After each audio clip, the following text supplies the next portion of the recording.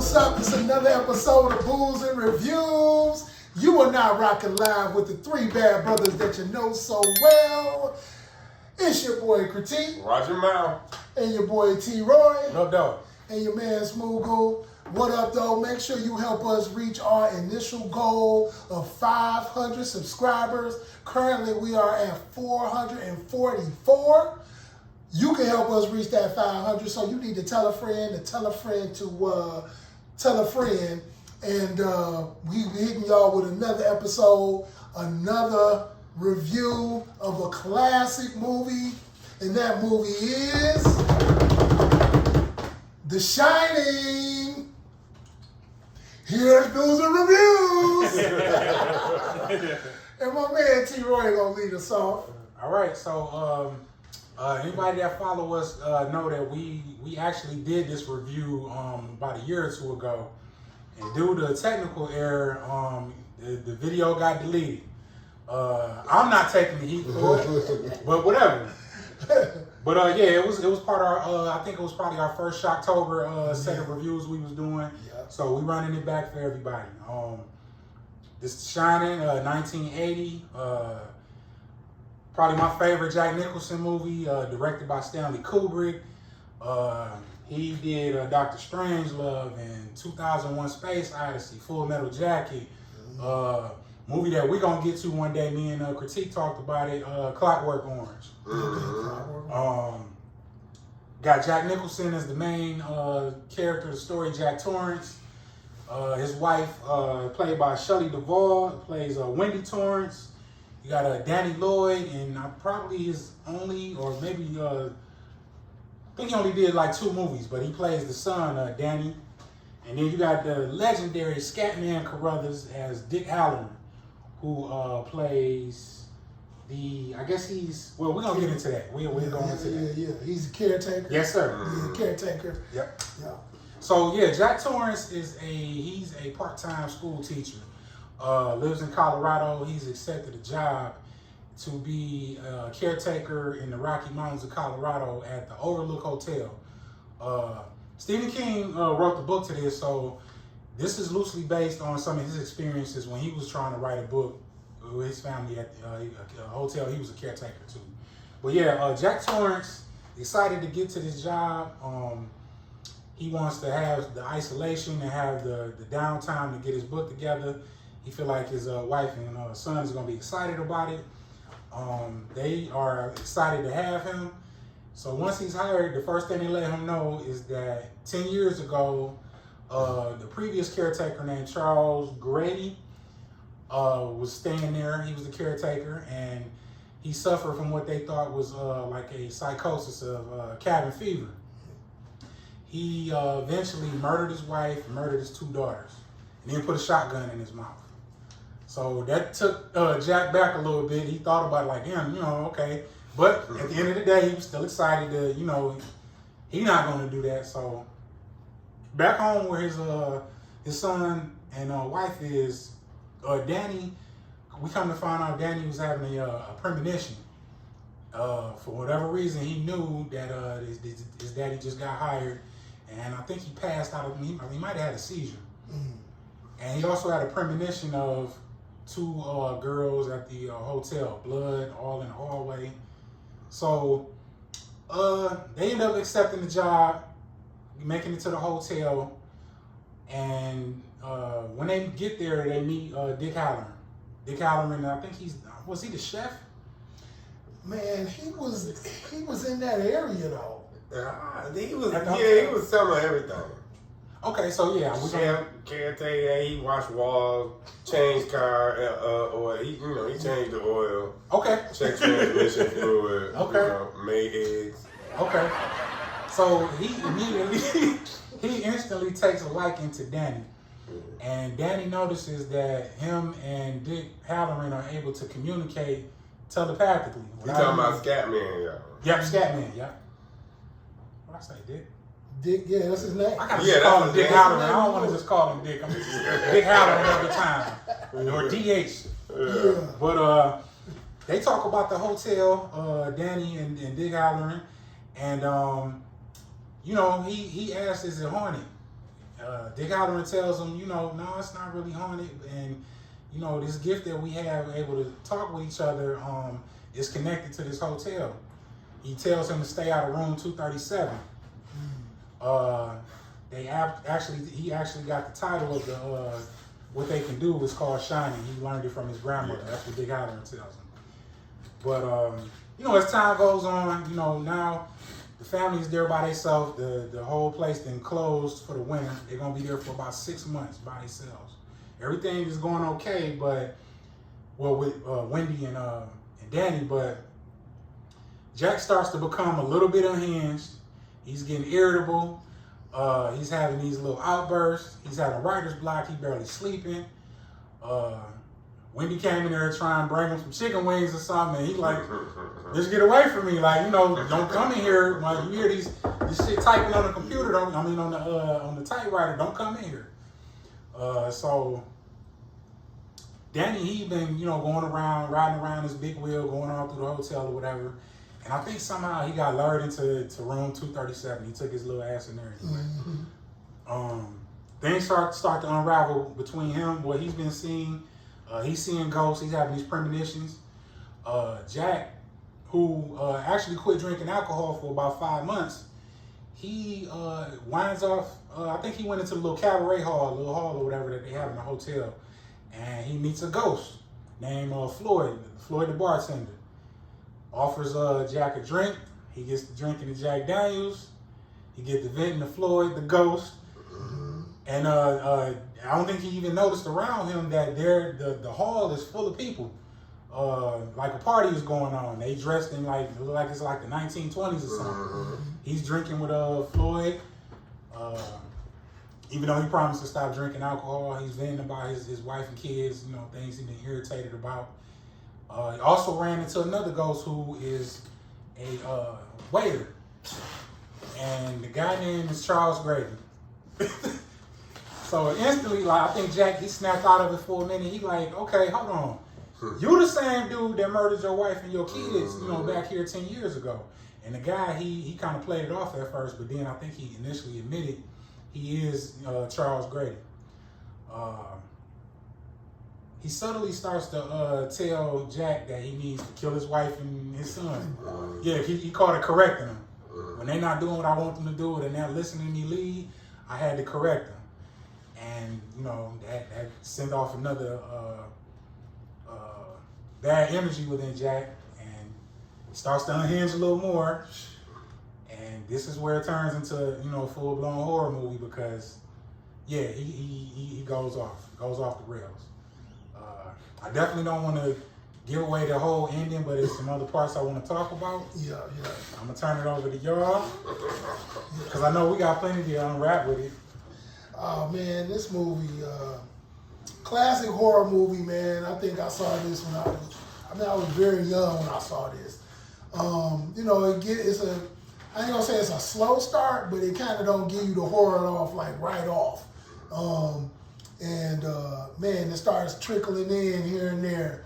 And it's just wild that this movie, the idea that somebody is gonna stay somewhere for 6 months, it's not gonna be nobody else there but them, and you're gonna be able to call Mr. Carruthers.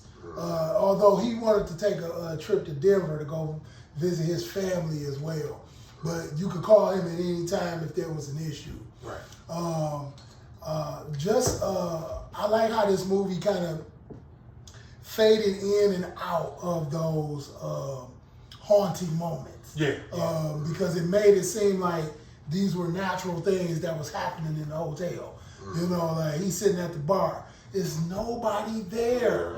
But the fact that you're sitting there talking to somebody you think is cool. Full-blown conversation. But full-blown. And you drinking. Yeah. There's nobody there. So, but the whole idea is, he get off. I think, like you say, the psychosis and the cabin fever stuff. Nobody there to talk to.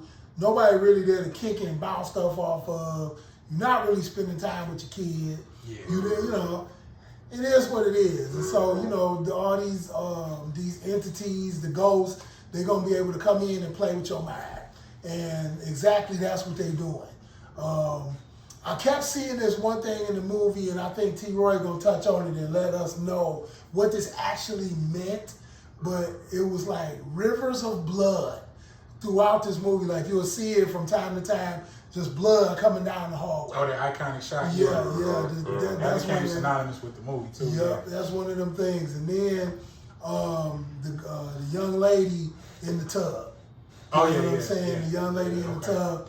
You're like, oh man, I see this chick in the tub. Like, Yeah. hey, what's your name? And then she talking to him and everything. And then that flash of the skeleton and Yeah. Oh, yeah. so classic, man, classic horror movie, man. Jack Nicholson definitely, boy, with a cast of, you got a large cast, but really the majority of your cast is 3 people. Mm-hmm. It's your son and your wife. Well, played by Shelley Duvall. Yeah. And she definitely acted very well. You know what I'm saying? Her bouncing off of Jack bouncing off of her, and how that all played out, man. It was just, it's a crazy horror movie, man. It's one of the ones that is like a traditional horror movie. Like, you have to build up a story, a scary story, before the actual, terror and stuff starts happening. Yeah. Where you at with this one, critique? Well, talking about 2 counterparts already mentioned. One of Jack Nicholson's finest roles. And I think it shows his range because, the cast, 90% of the movie, it is only 3 people, besides these so-called ghosts. Now, I was always wondering when he went to the cabaret part, he was talking to ghosts, but he had a real drink. I don't know how he got that real drink. Did he he snuck behind the bar and fixed himself? Where did the alcohol come from? Yeah. Like, that's some shit that Stanley Kubrick that you're only going to figure out probably if you watch the movie, or you might have to read some autobiography shit. But why wouldn't, he was only destined to go crazy. Number one, he out there with his wife and his son. Wife not that fine. They wasn't talking. They wasn't fine. His son just riding big wheels all on every floor, just riding in a circle. This motherfucker, he needed something to do. Now, like Troy said, The Shining is actually the gift that him and Scatman Carruthers shared. Is it? Where was this gift before this damn hotel came in the park? He should have had a premonition that this shit was gonna happen if he went to the hotel. That's why I don't like the kid. The kid is dumb as shit. But he acted well. The big wheel, I love the big. Everybody had that red and blue and yellow big wheel. You all remember with the clicker on it. That was another thing that got on my nose. Get off the goddamn big wheel. That got his ass scared when he saw them 2 little holes at the end of the motherfucking hallway, and the blood started rushing. Now you want to run? Where's the fast big wheel now? You stood there in shock, peed on yourself, shit it burped, and all that shit. You went and grabbed a pack of sardines, no saltines, no nothing. You didn't grab no hot sauce or nothing. You acting all weird now. But it all works into the movie. But I get this movie. This movie is definitely a full cup with a shot of. I gotta do with brandy because brandy is something that you warm up, sit in front of the fire, and it's nice and cozy and quiet. Exactly how the goddamn hospital, that hotel was. This nigga was bound to go crazy. No pussy. He can't play with his son. Then you got this little black man running around got more of a better relationship than your son than you do.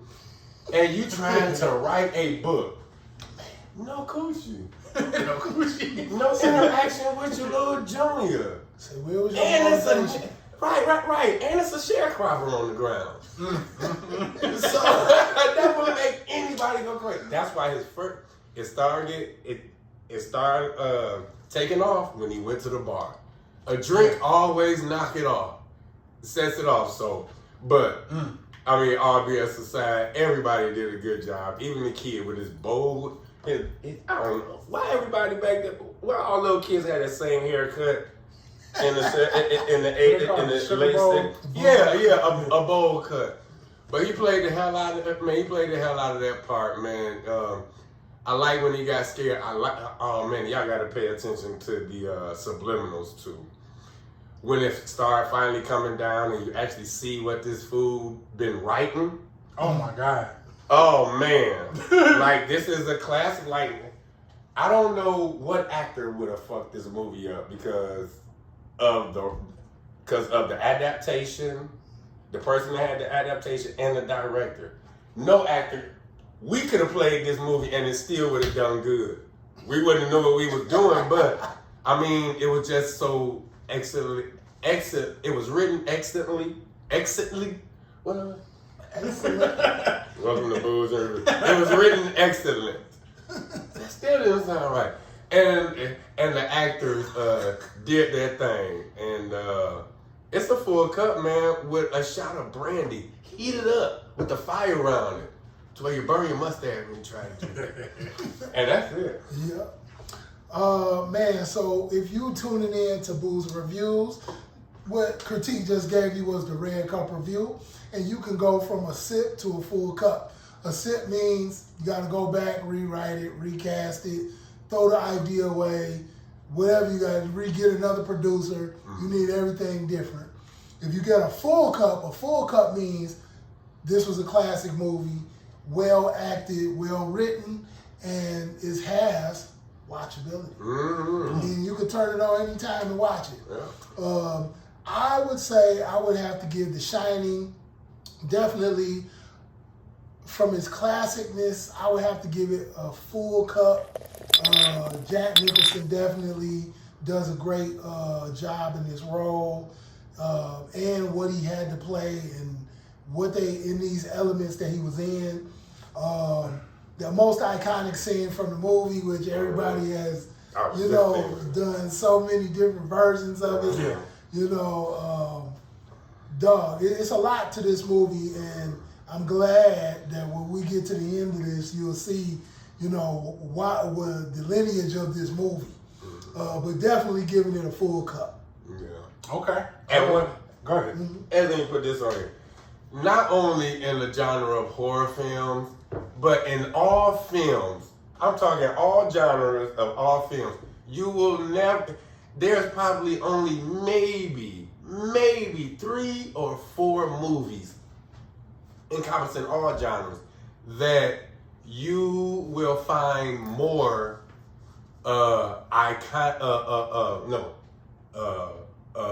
nostalgic scenes, pictures, words, phrases. Yeah. A lot of shit that you hear nowadays, it comes from The Shining. You might know one, and that's, he hitting the axe through the bathroom door. You might know that one. But as far as pictures, this movie has transitioned over years from pictures, from sayings, from a couple of scenes. Yeah. Not let alone that the actors have become elevated in their own right. But yeah, this just as much as you have shit from Friday, you probably never know that you got a lot of shit from The Shining in everyday life. Okay, boy, that's true. Okay, y'all get y'all reviews. Okay, so man, I'm gonna give this movie a cup running forward. This is gonna be my first cup running over. Okay. A few reasons I can give this a cup running forward. The acting was superb. The little boy was convincing. Like he looked genuinely scared. Yeah, he was play scared. The way Stanley Kubrick was riding Shelley Duvall's ass making this movie, he made her do like 100 takes. He kept having her do takes over and over again. Like you can tell she was genuinely frustrated and scared. Good. You could tell Jack Nicholson had a time like terrorizing her. Like, man, the thing that I think the Overlook Hotel is a character in itself in this movie. Like it's his own character. It's his own entity. Yeah. I like that the ambiguous ending. I'm a sucker for those type of endings that lets you kind of, do all kind of research and get an understanding of what it is. The end of the movie with Jack, and Jack Torrance is in the painting at the end of the movie, in the picture. Yeah. Say 1920. I don't know what the hell that means. In my mind, I always felt like he was destined to go there. I think the Charles Grady ghost was destined to go there too, and I think he become a part of the hotel once you die there. Wow. Because he ended up being a waiter. Charles Grady, he was a waiter in 1920, and it was only 10 years before Jack Nicholson got there. Wow. But it was like it sucked him in, like it took him in and made him a part of the hotel. And I think that's the same thing that happened with Jack. Like he became a part of the hotel. Man. Yeah, that's the ending I always kind of got from it. That's a good take on that. Yeah, shit like that kind of give that movie extra points for me.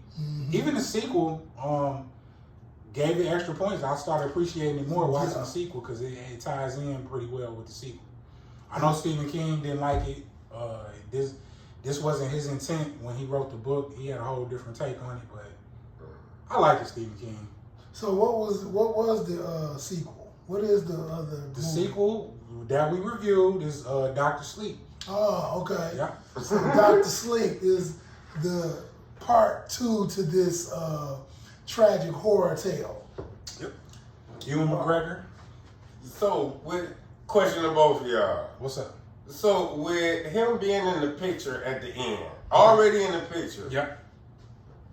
did you once think that the whole movie was pretty much just a storyteller? Like he really wasn't? Oh no. Was Jack Nicholson a ghost himself from the beginning? Yeah. I mean, it's fair to say that.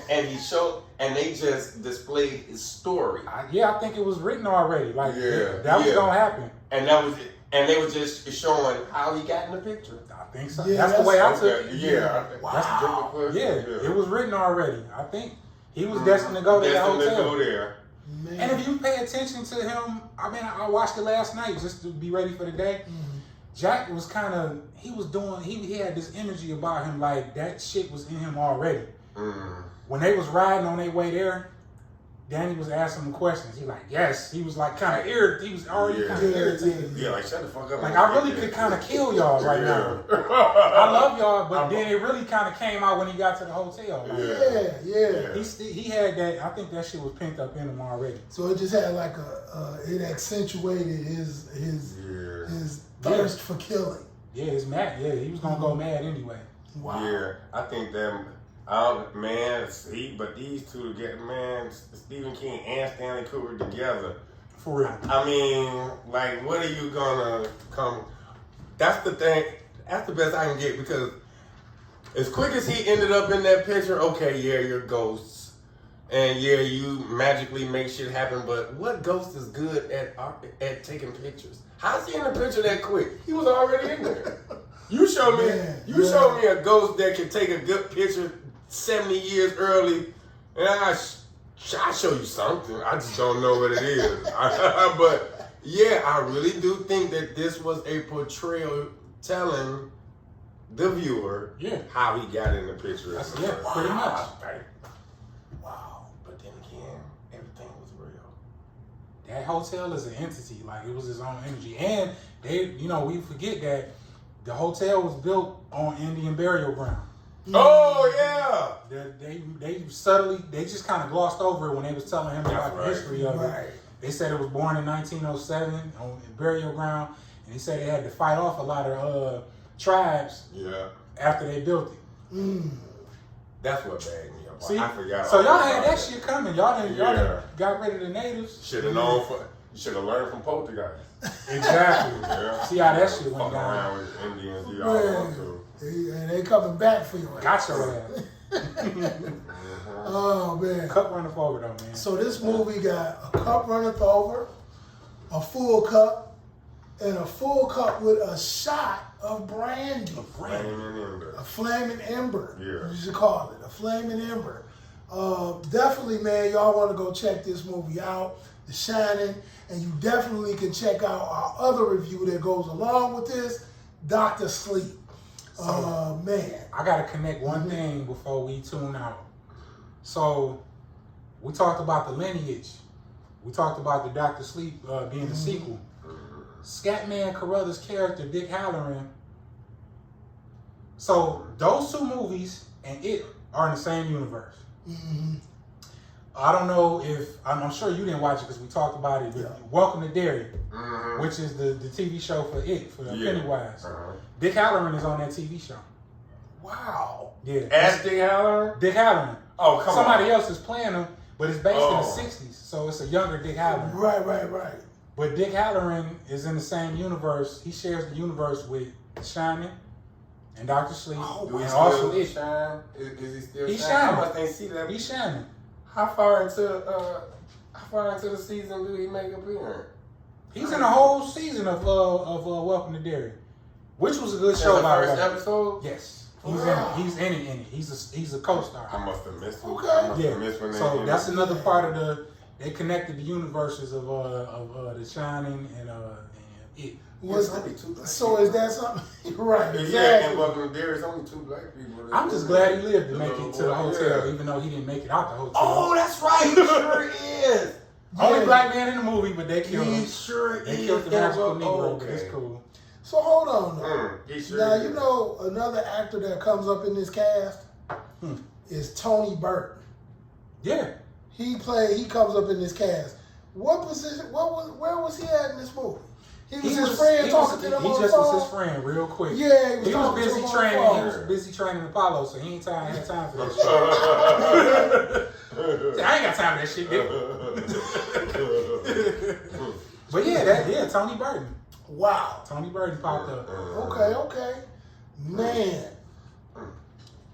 Continue. You got any commentary? I said it all. I just had to drop that one real quick. Yeah, check our reviews out, y'all. We got Dr. Sleep up. So y'all like this one, definitely check out Dr. Sleep. That was an underrated. I don't know why people don't give that movie its flowers. That was another very underrated movie, man. It's well connected with the book and the movie. And even if you just watch Dr. Sleep, if that was just your first time watching Dr. Sleep, it will pull you in to go watch The Shining. I agree. Because that's how good Dr. Sleep was. So do you think anybody would feel shorted? Do you think they should watch it chronologically? They should watch The Shining first? So I think you should watch it chronologically. Yes. But the way that things happen, though, people are going to see Dr. Sleep first. More than likely. And then people will go back and, oh man, The Shining? Oh, what was that about? And, you know, I would feel to like pull a you in. dick if I watched this Dr. Sleep first. I would be so mad at myself. Yeah, me what too. was I thinking? And I believe The Shining was one of them, you know, they do the Academy Awards like every many years they show good ass movies that never won Best Picture, and I believe The Shining is on there. I'm about to look it up. I'm sure it is. They put it in they call it the like a registry where they make movies significantly culturally relevant. I think The Shining is definitely in there. Man, look, because you need the three bad brothers to put this together for you, so you'll know that you can have it, so you can enjoy the whole universe of The Shining and what is The Shining. You know what I'm saying? Who knew that was being able to use telepathy to speak to other people? You know what I'm saying? Yeah, man. And foresee things a little bit. So, man, it didn't receive not one nomination for any category. Nothing. See what I'm That's saying? crazy. No acting, no nothing. But it's always up there when they a cult classic. Yeah, it's always up there when they be like, "Hey man, good ass movies that we fucked up on, pretty much." Pretty much. Yeah, that's pretty much what they say. It's like a scary movie without having to be scary. You don't have a massive kill count. Nope. It's psychological. It's no demons in it. You know, no slashers. Yeah, but with them two cats, man, it was just before its time. That's all. That's true. It was just before its time. Motherfucker, man, in 1980, do you know how many people seen this movie that was on crack? Man, it was like, didn't nobody die. Right. They wasn't thinking deep like that, man. Right, because Michael Myers and Jason just came on the scene. Okay. So you want something that was more hack and slash versus something that made you think. In 1980, yeah. Yeah. 1980, yeah. We definitely looking for slash. You giving me the gore. Why do I gotta wait for it? Yeah. But like you said, this was a slow burn. It picks up, it just ramps up, it starts real mellow. Even with the beginning, the camera work in the beginning with his hovering over the trees and the mountains. And it's just, like you said, it's a slow burn. Yeah, by that time, the highlight cracked and wore off, man. Motherfuckers itching and shaking and shit, getting the DTs and shit. Yeah. No, this movie was before its time. If it would have came out like in 1998, 99, 2000, it would have got an Academy Award at least for Best Actor. Jack Nicholson played this ass off. Killed it, bro. Killed it. For Best Actor, Yeah, at least for Best Actor. Killed it. I could definitely see that. But there you have it, another episode of Booze and Reviews. It's your boy T-Roy and your man's Critique. Watch him out, man. And your boy Mogul, man. Make sure you check out our 90 plus pieces of content, lives, reviews, interviews, gun range. Hey, look, we got a lot of different stuff on there for everybody. Make sure you tune in. Make sure you subscribe. Tell a friend to tell a friend to tell a friend to tell a friend to subscribe to the 3 bad brothers that you know so well. You are now rocking with the best Booze and Reviews.